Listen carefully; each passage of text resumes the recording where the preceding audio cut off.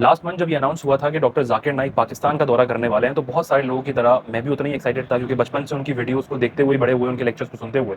और जो सबसे इंप्रेसिव पार्ट उनका लगता था वो था जिस हिसाब से वो रेफरेंस देते थे किसी भी बात का। हर रिलीजन की इन्फॉर्मेशन थी, उसके रेफरेंस याद थे, जवाब देना हो तो तहम्मुल से देना है, और हर बात को प्रूव करने के लिए रेफरेंस का देना। तो ये बड़ी ज़बरदस्त चीज़ थी।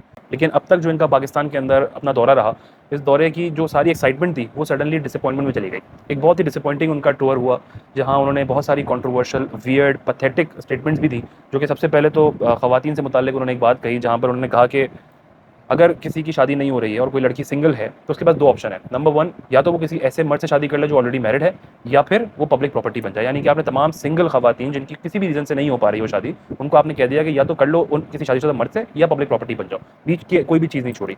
और वो भी ऐसे माशरे और ऐसी सोसाइटी में आपने ये बात कह दी है जहाँ पर रंग के ऊपर, वजन के ऊपर कई लोगों के रिश्ते वैसे नहीं होते, उनकी शादियाँ वैसी नहीं हो पाती, उनको जज बहुत किया जाता है किसी भी चीज़ के ऊपर। ऐसे माशरे में आपने कह दिया कोई सिंगल है तो वो पब्लिक प्रॉपर्टी बन जाए। जैसे कोई सिंगल लड़की होगी तो वो इस दुनिया के अंदर जैसे सर्वाइव ही नहीं कर सकती है। ज़्यादा कहीं दूर नहीं, इंडिया पाकिस्तान की अगर मिसाल ले लें तो ममता बनर्जी एक बड़ी मिसाल है, इंडिया की बड़ी पॉलिटिशियन है। लता मंगेशकर, उनका कोई तारुफ का मोहताज नहीं है, वो भी एक सिंगल ही थी, अनमैरिड थी। यहाँ पाकिस्तान की बात करें तो मादरे मिल्लत फातिमा जना, वो अगेन बहुत बड़ी इन्फ्लुएंशियल पर्सनैलिटी है, तो वो भी अनमैरिड थी। तो ऐसा नहीं है कि कोई अगर सिंगल होगा तो वो सर्वाइव नहीं कर सकता और उसके पास सिर्फ यही दो ऑप्शन होंगे। ये बहुत पैथेटिक ऑप्शन है कि आप किसी को इतने हार्श वर्ड यूज़ करके कह रहे हैं कि वो पब्लिक प्रॉपर्टी बन जाए। और उनको खुद भी पता है कि वो ये बड़ी सख्त अल्फाज यूज़ करें, लेकिन उसके बावजूद वो इस बात पे स्टिक रहे कि हाँ जी पब्लिक प्रॉपर्टी ही उसका दूसरा ऑप्शन होगा। बहुत ही बिलो द बेल्ट और पैथेटिक बात उन्होंने यहाँ पे की थी। वो शादी करने के लिए मर्द नहीं मिलेंगे तो क्या ऑप्शन है उनके लिए? दो ऑप्शन है। चाहे पहला ऑप्शन है कि वो ऐसे मर्द से शादी करे जिसकी बीवी ऑलरेडी है, या वो बाजारी औरत बन जाए। बाजारी औरत, इतना सख्त लफ्ज, मैं इंग्लिश में बोलता हूं पब्लिक प्रॉपर्टी, लोग एतराज देते। मैं कहता हूं इससे अच्छा लफ्ज मेरे पास ही नहीं। दूसरी चीज़ जो बहुत सरप्राइजिंग मुझे लगी वो थी जब उन्होंने पीआईए को क्रिटिसाइज़ किया। उन्होंने कहा मैंने सीईओ से बात की और मैंने उसको फ़ोन किया, उसने कहा जी डॉक्टर साहब मैं आपका बड़ा फ़ैन हूँ, हुक्म करें। उन्होंने कहा मेरे पास 500-600 किलो एक्स्ट्रा वेट है, 1000 किलो का वेट है, 500-600 एक्स्ट्रा है। तो उसने कहा कोई मसला ही नहीं है। सीईओ ने कहा आप आइए, आपको हम 50% डिस्काउंट देते हैं। तो डॉक्टर साहब को ये बात बुरी लग गई। उन्होंने कहा व्हाट इज दिस, 50% क्या होता है, या तो पूरा दो या ना दो, मतलब 50% क्या है। इस चीज़ को उन्होंने कंपेयर किया इंडियन एयरलाइन और नॉन मुस्लिम यानी हिंदुओं से वहाँ के। उन्होंने कहा अगर मुझे कोई हिंदू वहाँ देखता इंडिया में तो वो मुझे कहता कि आप डॉक्टर साहब फ्री ले जाएं, सब कुछ आपका सारा वेट फ्री ऑफ कॉस्ट चला जाएगा। उन्होंने इस चीज़ को इंडियन एयरलाइन और हिंदू कम्युनिटी से कंपेयर किया। बड़ी सरप्राइजिंग बात मुझे इसलिए लगी कि हिंदू कम्युनिटी उनको 1000 किलो का वेट तो ले जाने देती फ्री में, लेकिन वो खुद उनको अपने मुल्क में पसंद नहीं करती। ये कहने की बात है कि सिर्फ मोदी वहाँ पे बुरे हैं, हिंदू कम्युनिटी भी उनको पसंद नहीं करती है। जब वो यहाँ पे पाकिस्तान का दौरा कर रहे थे, जब अनाउंस हुआ था, तो बहुत शौक था और क्रिटिसिज्म भी था इंडिया के अंदर। इंडियन मीडिया हो या इंडियन फैन पेजेस हो या इंडियन अकाउंट्स हो इंडियन लोगों के ट्विटर के ऊपर बहुत तनकीद का निशाना बना रहे थे डॉक्टर साहब को।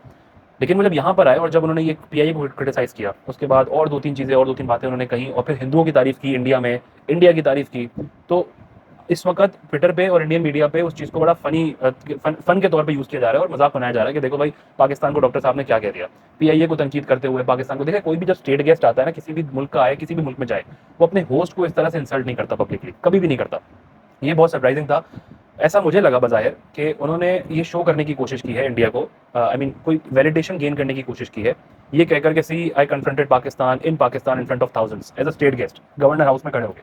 ये कहीं ना कहीं शो करने की कोशिश की है। देखिए कुछ भी हो जाए, इंसान दुनिया की कोई भी नेशनलिटी ले ले, लेकिन उसके दिल से ना अपनी होम नेशनलिटी या फर्स्ट नेशनलिटी जहाँ वो पैदा होता है, वो कभी भी उसकी मोहब्बत खत्म नहीं होती है। स्पेशली तब जब आपका करियर ही उस मुल्क में बना हो। तो उनका तो करियर ही सारा वहीं बना है, उनको इज्जत वहाँ से मिली थी सबसे पहले। तो ऐसा होता नहीं है कि वो मोहब्बत खत्म हो जाए, वो रहती है। और उनके यहाँ आने पर उन्होंने बहुत तनकीद का निशाना किया जा रहा था इंडिया की जानिब से। अब जो है पाकिस्तान के मजाक उड़ाए जा रहे हैं, तो उन्होंने कहीं ना कहीं ये शो कर दिया है, वैलिडेशन या सिंपैथी गेन करने की कोशिश उन्होंने की ज़रूर है। अच्छा, दूसरी चीज़ जो मतलब बड़ी अजीब लगी कि आपको अगर एक चीज़ फ्री नहीं मिली तो उसको आप बड़े आराम से गवर्नमेंट के साथ डिस्कस करते या फिर उनके साथ बात करते जिन्होंने आपका ये ट्रिप ऑर्गेनाइज कराया, वो मिडिल मैन जो आपको और गवर्नमेंट के बीच में आपका सारा चीज़ें हैंडल कर रहा होगा, उससे बात करते। पब्लिकली इस तरह ह्यूमिलेट करना, ये बहुत ही अनरीजनेबल चीज़ थी और ये होनी नहीं चाहिए थी। अभी आपको मिसाल दूंगा, मैं आ रहा था, हमारा 1000 किलो था, पीआई के मैंने सीईओ से बात किया, नाम ले लेता हूं, कौन CEO, station manager, country manager से बात किया, डॉक्टर साहब आपके लिए कुछ भी करूंगा। मैं बोला ठीक है भाई, 6 लोग जा रहे थे। मैंने बोला भाई 500-600 किलो ज्यादा है, हाँ हाँ डरो मत, मुझे 50% डिस्काउंट दूंगा। मैं बोला भाई 50% डिस्काउंट के बदले में और 4 लोग को लेकर आऊं और सस्ता पड़ेगा ना। बोला देने के तो फ्री दे, मत दे। ठुकरा दिया मैंने। पीआई पाकिस्तान एयरलाइन, अरे इंडियन में कोई भी गैर मुस्लिम मुझे देखेगा तो फ्री में छोड़ेगा। ये है इंडिया। गैर मुस्लिम डॉक्टर जाकिर नाइक को देखेगा 1000 किलो 2000 किलो छोड़ देता है। ये पाकिस्तान है, गवर्नमेंट का गेस्ट हूं मैं, मेरे वीजा पे लिखा स्टेट गेस्ट, और आपका सीईओ पाकिस्तान का बोलता है 50% डिस्काउंट देगा। चार्ज कर रहे हैं 110 रिंगिट 1 किलो का। मुझे इतना दुख हुआ कि पाकिस्तान में मैं आ रहा हूं, doctor Zakir Naik state guest है और वो 300 किलो छोड़ने सकते, मुझे 50% डिस्काउंट देंगे। मुझे नहीं चाहिए तेरा डिस्काउंट। मैंने 4 लोग 6 लोग और लेके आया, मेरा सामान लेके आया। तीसरा, एक खातून आई थी लकी मरवत से, सवाल उन्होंने किया, वो सवाल बहुत वैलिड था, बहुत इंपॉर्टेंट क्वेश्चन था पाकिस्तान के हिसाब से, क्योंकि पाकिस्तान के अंदर पीडोफिलिया के केसेस बहुत बढ़ गए। उन्होंने ये सवाल किया, और अच्छा, सवाल करने से पहले उन्होंने ये बात सबके सामने कह दी थी कि उनकी जो उर्दू है वो कमज़ोर है, क्योंकि वहाँ पे उर्दू इतनी नहीं, उर्दू में बात नहीं की जाती है, तो उर्दू उनकी कमज़ोर है। तो ज़ाहिर है सवाल थोड़ा सा आगे पीछे हो सकता था। उन्होंने सवाल किया कि डॉक्टर साहब, जिस माशरे से मैं बिलोंग करती हूँ, जिस सोसाइटी के अंदर रहती हैं वो एक इस्लामिक माशरा है, वहाँ पे प्रैक्टिसिंग मुस्लिम्स हैं, जाहिर सी बात है, नमाज़ें भी पढ़ते होंगे, मस्जिदें भी भरी होती होंगी, जमातों में भी जाते होंगे, ये सब चीज़ें होती होंगी। इस सब के बावजूद उस सोसाइटी के अंदर एडल्ट्री तेज़ी से बढ़ रही है, पीडोफिलिया के केसेस तेज़ी से बढ़ रहे हैं। तो आपके नज़दीक इसकी क्या वजह हो सकती है कि एक तरफ इस्लामिक सोसाइटी है जो कि प्रैक्टिसिंग है, दूसरी तरफ ये केसेस बढ़ रहे हैं? बहुत नॉर्मल और वैलिड क्वेश्चन था। अगर उसका जवाब डॉक्टर साहब तरीके से दे देते तो यकीन मानिए उसका बहुत पॉजिटिव इम्पैक्ट उस सोसाइटी पे पड़ता, उन लोगों पे पड़ता जो अपने आप को जो प्रैक्टिसिंग मुस्लिम्स वहाँ पे बेशक हैं लेकिन काम गलत कर रहे हैं। लेकिन उन्होंने क्या किया, उन्होंने थोड़ा सा इस क्वेश्चन को मैनिपुलेट कर दिया, घुमा दिया, और उन्होंने उस लड़की को ब्लेम करना स्टार्ट कर दिया कि आपने इस्लाम के ऊपर तनकीद की है, आपने अपने मज़हब के ऊपर इल्ज़ाम लगाया, आपने अपने माशरे के ऊपर इल्ज़ाम लगाया, आपको माफ़ी मांगनी चाहिए। कॉन्स्टेंटली ये बात वो कहते रहे। तो फिर उन्होंने कहा इस चीज़ को मैनिपुलेट करते हुए कि कहाँ लिखा है कुरान में ऐसा कि एक तरफ आप इस्लाम फॉलो करो, एक तरफ आप पीडोफिलिया करो। मतलब उसने तो कहीं नहीं कहा था कि नाउज़ुबिल्लाह कुरान में ऐसा लिखा है या इस्लाम के अंदर ऐसा बताया गया है। She never said that. उन्होंने सिंपल सी ये बात पूछी थी कि ऐसा आपको क्यों लगता है कि वहाँ पे प्रैक्टिसिंग मुस्लिम्स होते हुए ये काम कर रहे हैं? तो उसको उन्होंने घुमा फिरा के उस लड़की को तनकीद का निशाना बनाया। फिर भी उस लड़की ने अपनी मानी, उसने कहा मेरे सवाल की नौयत गलत हो सकती है। उन्होंने कहा नहीं, नौयत गलत नहीं है, आपका सवाल गलत है, आप गलत हैं। उस लड़की को ब्लेम कर दिया। उन्होंने कहा कि आप अपनी गलती अगर मानती हैं, आप माफ़ी मांगती हैं पब्लिकली, तो फिर मैं आगे आपसे बात करूँ, वरना आपका सवाल भी यहाँ खत्म, मेरा जवाब भी यहाँ खत्म। उसने फिर आगे से कुछ कहा नहीं। तो उन्होंने कहा ये देखिए, ये मसला है कि आप जो है गलती भी कर रहे हैं और फिर माफ़ी भी नहीं मांग रहे। आपने इस्लाम को ब्लेम कर दिया, आपने अपने माशरे के ऊपर इल्ज़ाम लगा दिया, आप तोहमत लगा रही हैं, आप तो जी अल्लाह की बारगाह में जाएंगे तो आप तो फंस जाएंगी बहन। इस तरह से उन्होंने बात करके उसको खत्म कर दिया। और बात जो बहुत अजीब सी थी वो थी जब ऑर्फन बच्चियों को शील्ड देनी थी तो डॉक्टर साहब स्टेज पे मौजूद थे। जब बच्चियां आनी शुरू हुई लड़कियां, तो डॉक्टर साहब ने स्टेज छोड़ के चले गए और कहा कि ये नामहरम है तो मैं उनको शील्ड नहीं दे सकता। पहली बात तो ये कि वो वाकई बच्चियां थी। चलें उनकी बात मान लेते हैं डॉक्टर साहब ने कहा कि वो लड़कियां थी, वो नामहरम थी, वो बालिग थी। चले मान लेते हैं कि वो नामहरम थी। अब वहाँ पे बगैर उनको हाथ लगाए, उनके सर पे हाथ फेरे, उनको हाथ नहीं मिलाते, आप सिर्फ वहाँ खड़े हो जाते, शील्ड भी आप कहते हैं कि भाई रिस्पेक्टफुली ओनर आपको दे दीजिए, मैं यहाँ पे सिर्फ आपके साथ खड़ा हो जाऊँगा, पिक्चर खिंचवा लूँगा, एक अच्छी इमेज बन जाती। लेकिन चलें आपने कहा कि वो नामहरम है, विच इज़ फाइन। आपको लगता है कि इस्लामिक पॉइंट ऑफ व्यू के हिसाब से आपने ये चीज़ को मना किया, वेरी गुड। लेकिन उसके बाद, उससे पहले उन्होंने बरका दत्त के साथ स्टेज शेयर किया था इंडिया में। वहाँ पे क्या वो बरका दत्त जो है वो हिंदू थी, मुसलमान भी नहीं, हिंदू थी, क्या वो महरम थी? सोहा अली खान जो एक्ट्रेस हैं उनके साथ स्टेज शेयर करके पूरा प्रोग्राम उन्होंने किया, क्या वो भी सही था? फिर पाकिस्तान आते हुए एयर होस्टेस के साथ पिक्चर खिंचवाई। बीच में बेशक एक मेल वहाँ पे मौजूद थे, उनका स्टाफ हमारी एयरलाइन का, लेकिन फिर भी वहाँ पे फीमेल ही मौजूद थी। इसी तरह ऐसी तस्वीरें खिंचवा लेते हैं बच्चों के साथ। लेकिन ये हिपोक्रेसी बच्चों के साथ क्यों आई? उनको फिर आपने लड़कियां बालिग नामहरम सब बना के स्टेज से उतर गए, लेकिन बाकी मामलात में उन्होंने इंटरव्यू भी दिया इस्लामाबाद के अंदर एक खातून को, तो वो भी फिर ज़ाहिर नामहरम थी। बट अगेन ये हिपोक्रेसी मुझे समझ में नहीं आई, मे बी कोई वजह होगी, बट एनीवेज ये एक चीज़ लगी जो गलत थी। अच्छा, उसके बाद एक और पॉइंट था जो था, एक हिंदू लड़का था पाकिस्तान का, लक्ष्मण ने आगे क्वेश्चंस किए कुछ भगवत गीता से रिलेटेड, जहाँ पे जाकिर नाइक साहब ने कहा कि जो आइडल वर्शिप है, मूर्तियों की पूजा है, वो हिंदुइज्म के अंदर अलाउड नहीं है। भगवत गीता मैन मेड है, आपको पढ़ना है तो आप जाके वेदा किताब पढ़ें, जो कि एक वर्ड ऑफ गॉड कंसिडर की जाती है। उस किताब के अंदर आइडल वर्शिप मना है, जबकि उस लड़के ने बताया कि वेदा के अंदर भी कहीं पे ये मेंशन नहीं है कि वो फॉरबिडन है। तो अगर कहीं मेंशन नहीं है तो आप किस चीज़ का हवाला दे रहे हैं? तो उस पर उन्होंने कोई जवाब नहीं दिया बात को। कहा कि जी मैंने आपके रविशंकर को अपनी डिबेट में हराया था, श्री श्री रविशंकर को। एक दो दफ़ा उसने बार बार ये सवाल किया, क्योंकि वो बार बार हर दफ़ा ये कहते थे कि मैंने रविशंकर को हराया। तो उसके जवाब में उन्होंने कहा कि आप मुझसे डिबेट करना चाहते हैं, तो अगर डिबेट करना चाहते हैं तो मेरी टक्कर का कोई लेकर आए, वरना मैं बच्चे से बहस करूंगा तो लोग क्या कहेंगे, जी बच्चे से बहस कर रहा है। यानी पूरे मजमे के सामने उन्होंने जवाब देने के बजाय उसकी इंसल्ट कर दी, ये कहकर कि मैं बच्चे को जवाब दूंगा, मैं बच्चे से बहस करूंगा, आपके रविशंकर को मैंने हरा दिया। कोई मुझसे डिबेट करने चाहता है तो मेरी टक्कर का लेकर, लोग बोलेंगे बच्चे से डिबेट कर रहा है, जाकिर मेरी भी इज्जत है ना भाई, नहीं कर रहे? आपको मैंने सिखाया। अभी फिर से बात कर रहे हैं आपके श्री श्री रविशंकर, श्री श्री रविशंकर, लाखों लोग उनको भगवान मानते हैं, पता है आपको? तो एक बात और डॉक्टर जाकिर साहब ने कही थी ज्यादती के हवाले से कि किसी खातून के साथ अगर कुछ गलत हो जाता है तो उसका रीज़न क्या है। उन्होंने कहा सबसे पहले जो कर रहा है, जो मर्द अगर ये गलत काम कर रहा है तो वो अल्लाह से माफ़ी मांग के इस गुनाह से बरी हो सकता है, तो अल्लाह से माफ़ी मांगे, वो गुनाह से बरी हो जाएगा।